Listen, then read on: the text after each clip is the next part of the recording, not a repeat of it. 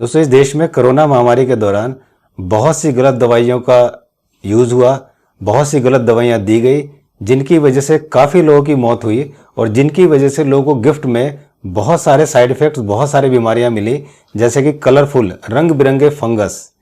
आपने कभी सुना भी नहीं होगा, इस तरह के फंगस इन दवाइयों ने लोगों को दी हैं। इसके अलावा इतने ज़्यादा साइड इफ़ेक्ट्स हैं कि मैं आपको बता नहीं सकता। दोस्तों, अब जो मैं खबर देने जा रहा हूँ ये अब इससे भी ज़्यादा खतरनाक है। डॉक्टर विष्णु राय चौधरी पिछले 18 महीने से जब से ये कोविड शुरू हुआ है, तब से वो बोलते आ रहे हैं कि आपको किस तरह से अपने आप को सेव करना है, किस तरह से अपने आप को बचाना है।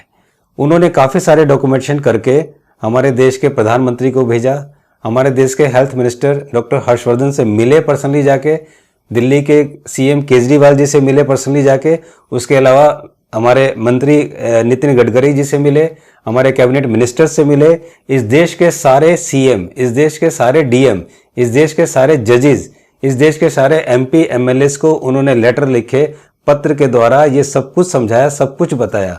उसके बावजूद भी वो महीनों से इतना सब कुछ कर रहे हैं। पिछले 18 महीने से डॉक्टर विष्णु राय चौधरी इतना कर रहे हैं, लेकिन उनके अलावा बाकी कोई आदमी कुछ नहीं कर रहा।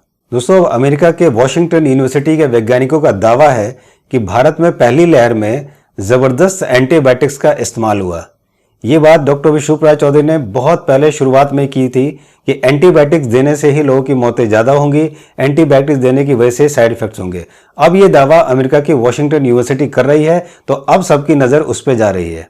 उसने ये दावा किया है कि भारत में सबसे ज्यादा एंटीबायोटिक्स का इस्तेमाल हुआ है, जो कि बिल्कुल सरासर गलत है। वैज्ञानिकों का अनुमान है कि भारत में कोविड की पहली लहर के दौरान, यानी कि जून 2020 से लेकर सितंबर 2020 तक 21.64 करोड़ डोजेस का अधिक इस्तेमाल हुआ है। वैज्ञानिकों का दावा है कि जबरदस्त साइड इफेक्ट्स हैं जो आने वाले दिनों में और लोगों को पता चलेंगे।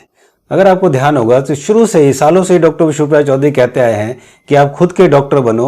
वो हमेशा आपको सिखाते हैं कि आप खुद के डॉक्टर बनो और अपना इलाज खुद करो। कम से कम इतना तो अपने बारे में पता कर लो कि मेरी बॉडी किस तरह से काम करती है, मेरी बॉडी कैसे रिएक्ट करती है, मेरी बॉडी को किस चीज़ की रिक्वायरमेंट है, मेरी बॉडी क्या चीज़ अडॉप्ट नहीं करती।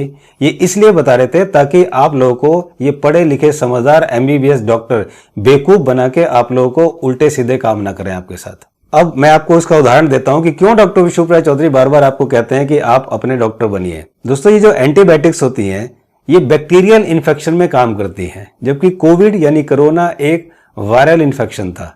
वायरल इन्फेक्शन में एंटीबायोटिक्स काम नहीं करती, लेकिन इसके बावजूद भी एंटीबायोटिक्स दी गई।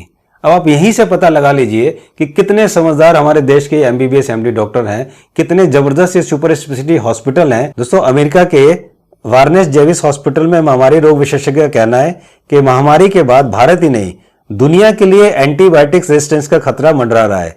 इसके कारण आने वाले समय में जो छोटे मोटे संक्रमण है, छोटे मोटे इन्फेक्शन है, छोटी मोटी बीमारियां हैं, जैसे कि निमोनिया हो गया, जैसे कि डायरिया हो गया, कोई चोट लग गई, कोई एक्सीडेंट हो गया या छोटा मोटा कट लग गया, ऐसे में भी ये दवाइयां काम नहीं करेंगी और ये छोटी मोटी बीमारियां भी लोग ठीक नहीं कर पाएंगे और ये छोटी मोटी बीमारियां भी इतनी जानलेवा साबित होंगी कि आप सोच भी नहीं सकते।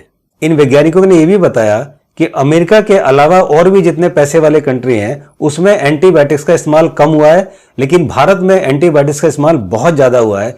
इसका मतलब यह है कि अधिकतर जितने भी कोविड में इन्फेक्टेड लोग थे उनको बहुत ज्यादा एंटीबायोटिक्स डॉक्टर्स द्वारा और हॉस्पिटल द्वारा दी गई। अमेरिका की इस स्टडी का लिंक मैंने नीचे डिस्क्रिप्शन में दे दिया है, आप भी इस स्टडी को जरूर पढ़िए ताकि आप भी अपनी आंखें खोल सके। दोस्तों, मुझे ये समझ में नहीं आता कि हमारे देश के जो बड़े बड़े एमबीबीएस एमडी डॉक्टर्स हैं, क्या इनको जरा सी भी शर्म लिहाज नहीं है कि एक छोटी सी डायबिटीज की बीमारी, एक छोटी सी ब्लड प्रेशर की बीमारी जो कि केवल डॉक्टर विष्णु राय चौधरी 3 से 5 दिन में ठीक कर देते हैं, उस बीमारी को ये सालों साल चलाते हैं और उस बीमारी की डायबिटीज की सबसे पहले टैबलेट देते हैं और कुछ साल में उसका इंसुलिन शुरू हो जाता है और कुछ साल में और उसकी हार्ट की problem, kidney problem, eyes problem ये सब आने लगती हैं।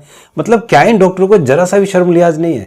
ये जरा सा भी नहीं सोचते कि आखिर हम पैसे कमाने के लिए क्यों लोगों की जिंदगियां तबाह कर रहे हैं, क्यों लोगों के घर बर्बाद करने पर, घर उजाड़ने पर लगे हुए हैं।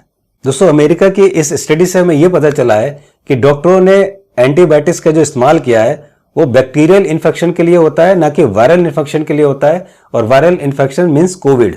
कोविड में इनकी जरूरत ही नहीं थी, लेकिन उसके बावजूद भी इतनी ज्यादा एंटीबायोटिक्स दी गई कि और सारे रिएक्शंस उनको हुए।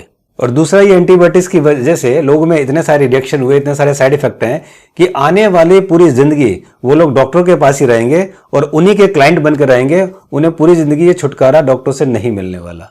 दोस्तों, इसलिए मेरी आपसे रिक्वेस्ट है कि अगर आप पूरी जिंदगी एक बदतर लाइफ जीना चाहते हैं, पूरी जिंदगी सड़ सड़ के जीना चाहते हैं, तो आप एलोपैथी को जरूर अपनाइए। लेकिन अगर आप एक अच्छी क्वालिटी जिंदगी खुद भी जीना चाहते हैं और चाहते हैं कि आपके घर वाले भी एक अच्छी जिंदगी जिए, तो मेरी आपसे रिक्वेस्ट है कि आप नेचुरोपैथी में आइए, आप आयुर्वेदा में आइए, ताकि आप जिंदगी को बेहतर बना सकें और जिंदगी को जिंदगी की तरह जिए, ना कि एक जिंदा लाश की तरह। दोस्तों, जैसा कि आप जानते हैं कि एलोपैथी को इस देश से खत्म करने के लिए, जड़ से उखाड़ फेंकने के लिए मैंने ये फाउंडेशन बनाया है, holistic health and wellness foundation.